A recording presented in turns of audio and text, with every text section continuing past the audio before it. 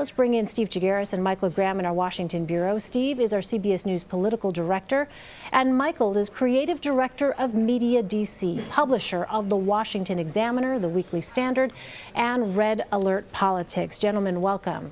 Happy to be here. Hey, Elaine. So, Steve, let me start with you. Rex Tillerson meets with his Russian counterpart while the Trump administration still can't give a clear explanation of where it stands on Syria and President Assad. What kind of position does that put the Secretary of State in?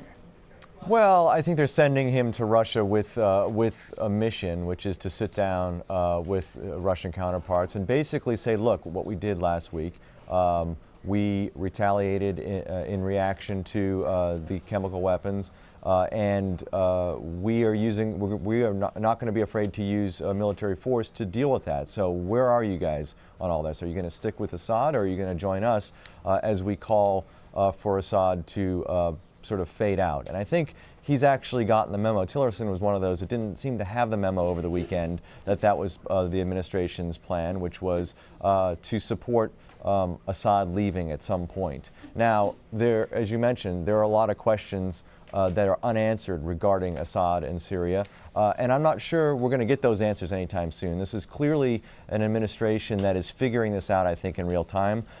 They just over a week ago, before the chemical weapons were released, were basically saying we're not going to be pushing Assad out. Well, that changed. And I think we're hearing from different people in the administration. I think we're watching in real time as the administration sort of figures this out, whether that's something that is going to calm people down, whether in this country or around the world. I'm not sure that's the case. You're hearing from Congress saying we want a clear idea of where the administration is going on this. But right now, it seems as if they're still figuring it out. So let me ask you, Michael, I mean, what do you think about this? The fact that there is still this evolving Syria position on the part of the Trump administration, and yet now you're going to have the Secretary of State sitting down with his counterpart in Moscow. What's the leverage, if any, that the United States has at this point? There hasn't been, for all the tough rhetoric, specific threat of action on the U.S. part in the term of sanctions, for example. We have a lot of leverage with Russia because of the huge size of our economy, the huge size of our military, et cetera. But I loved how you started off the segment, Elaine, by going through these questions. Will we attack if there's a chemical weapon, or if it's only on civilians? Will we go into Syria? Will we not? And the answer from the Trump administration is yes. All of them, yes, or no, if that's what you want to. And I tend to agree that it's a process that's evolving, but I don't think that it hurts us at all or helps Assad at all that people are looking at themselves, at each other going, what's the Trump administration going to do next? I think that's fantastic. You think it's an advantage, Michael? I'm sorry? You think it's an advantage? Oh, absolutely, because Assad and the Russians and the Iranians could count on President Obama doing nothing because they knew he had a bigger game he wanted to play, which was the Iran deal, which you may like or may not, but didn't matter. It allowed Assad to do what he wanted to do and treat his people horrifically and drive the rate of slaughter up to about 400,000 people. Assad wakes up every morning not sure what's happening. That's a win. Russia wakes up every morning not knowing how much space they have to move. That's a win. Whether it's intentional or just the chaos of the White House, I don't know. But at this point, as bad as things are in Syria, I'll take any good news I can get. But at the same time, doesn't this present a messaging problem? Michael, let me ask you, help us understand, for example, what happened in the White House briefing room with Sean Spicer on Tuesday? You mean with the comment about Hitler? Yeah, and then having to walk it back. At one point, he was asked by a reporter to just clarify his comment, which he attempted to do, which we played for our viewers. And then what we saw by the end of Tuesday was the White House press secretary very quickly going on television to apologize and saying, essentially, there is no clarification to be offered. It was a mistake. Well, as that great political philosopher Steve Martin once said, some people have a way with words and others no have way. And that's Sean Spicer. The problem is not Hitler. The problem is Sean Spicer. That's the problem. He's just not getting his job done very effectively. He's creating these unforced errors. And my message, I used to be a PR flack for political candidates in my misspent youth. And my message is simple. Unless you're Mel Brooks and you're writing a musical, skip the Hitler. That's the lesson. That is the lesson. I mean, so Steve, does this, imperil, you think, Sean Spicer for that position at a time when there are obviously very critical questions here facing this administration? Yeah, but I mean, look, anybody who's watched Sean Spicer from day one of this administration, are we surprised that he doesn't have a way with words? Are we surprised that he can't, well, I shouldn't say can't, but has a lot of trouble communicating what he's trying? I mean, he has a lot of trouble really sort of making his points. And I think, what this was he was handed a talking point about World War II, and he just completely bungled it. And it's like par for the course for Sean Spicer. We've seen it over the last 80-plus days of this administration. I don't know why everybody's so surprised. And again, why everybody's sort of jumping to conclusions. There might have been some negative motivation here. This is Sean Spicer being not very good at his job.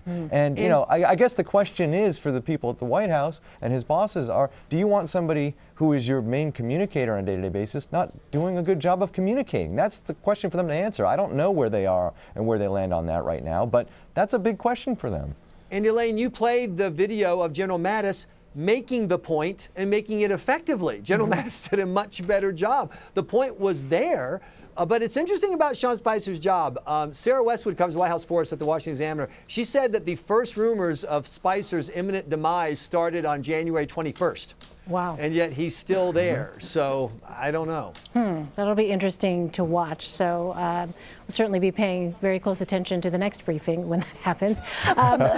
We do every day, Elaine. Absolutely. Must watch. Shut down the office. We're just watching Sean. That's exactly right. That's exactly right. Well, let me ask you this on a much more serious note here. There are reports that the FBI obtained a warrant from the Foreign Intelligence Surveillance Court to monitor former Trump advisor Carter Page as part of a probe into possible links between Russia and the campaign.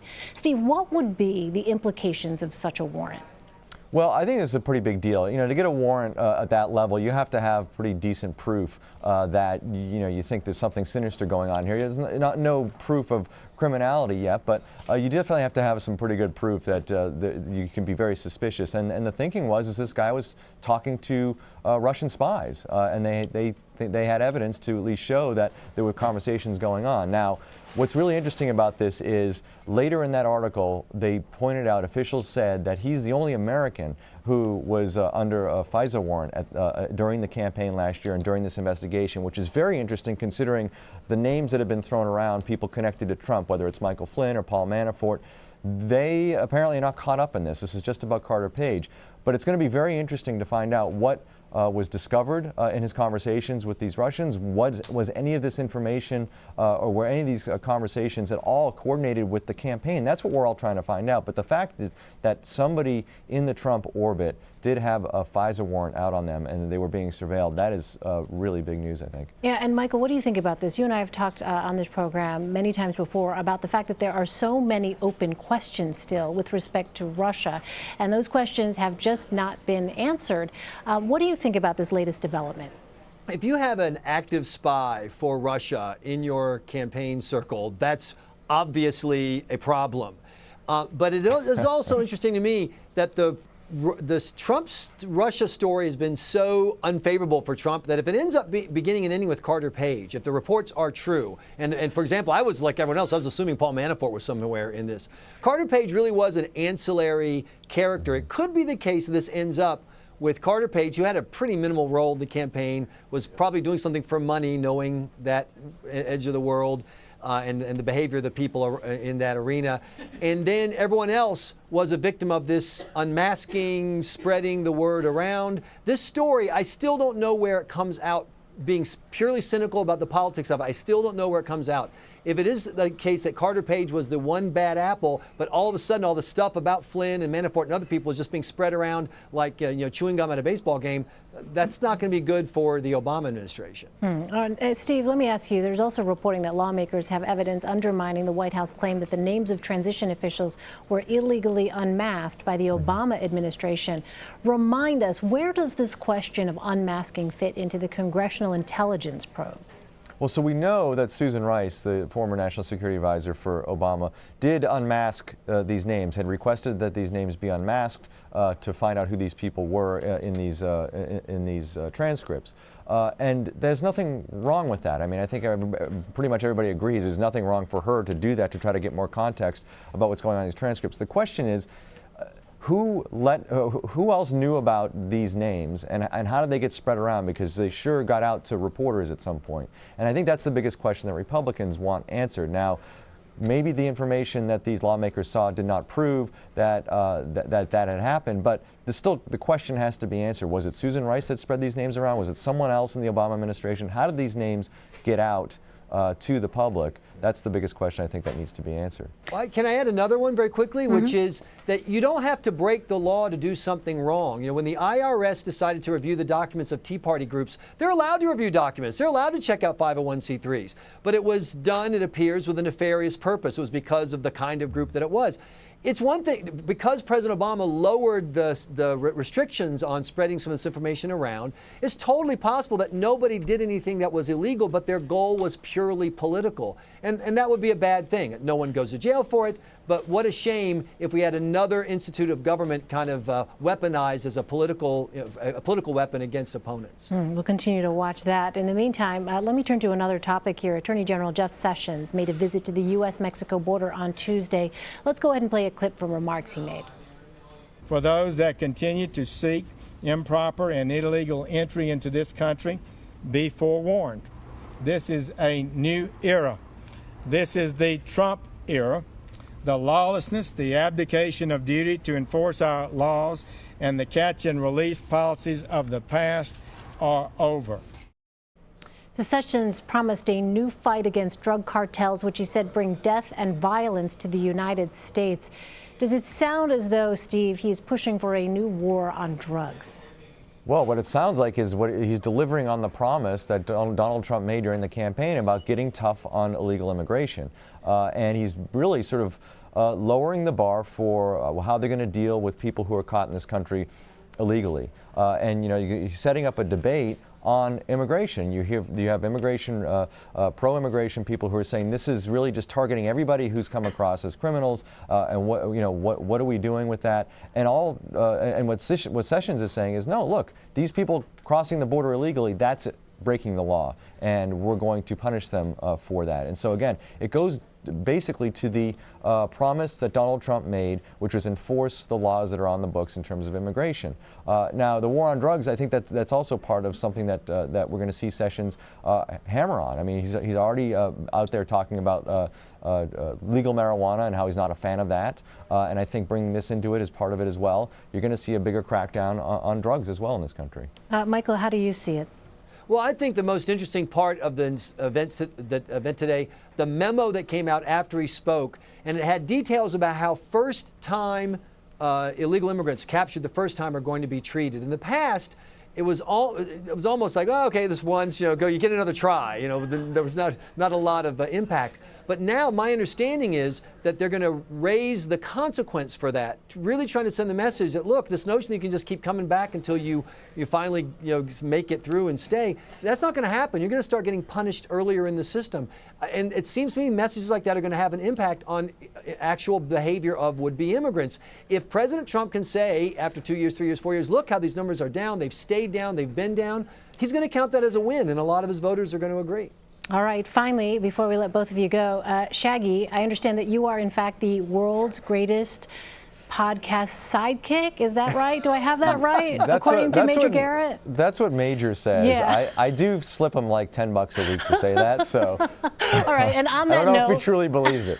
It's shameless plug time, Shaggy. Yes. So go ahead, because tonight I know this is your outtake especial, right, for the Takeout podcast. The Takeout podcast, Outtake Especial. We save one segment that we do every week, and we put it out on Tuesday. We talked to Maya McGinnis last week, who is a budget watchdog in town. She's fascinating. And the episode that went up this morning, we talked to her about being a native of Washington, D.C., which is sort of interesting. Most people in this town I didn't know she was. That is interesting, yeah. And we talked to her about what her pet peeves are in movies that portray Washington, D.C., and also just sort of how the city has changed from when she grew up here to what it's like now. It's a much different city, much nicer city than it was even 20, 30 years ago. Oh, yeah. Okay, and there's a shot of it right now. Well, I look forward to that. It's not often that I actually have met someone who's from D.C. itself. Really interesting. All right, Steve Chaggaris, Michael Graham in Washington, thank you both for your time, gentlemen. Appreciate it. Thank you. And don't forget to download the newest episode of The Takeout on Friday morning. It's available on iTunes, Stitcher, and Google Play. And you can watch Major Garrett and Steve this Friday at 9 p.m. Eastern and Pacific right here on CBSN.